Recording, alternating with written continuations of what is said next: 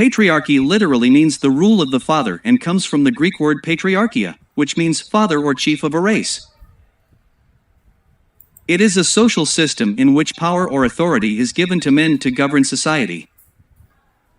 Power is tantamount to privileges. The society is dominated by men, who are given more privileges than women. Some negative effects of a patriarchal society. Women have no autonomy.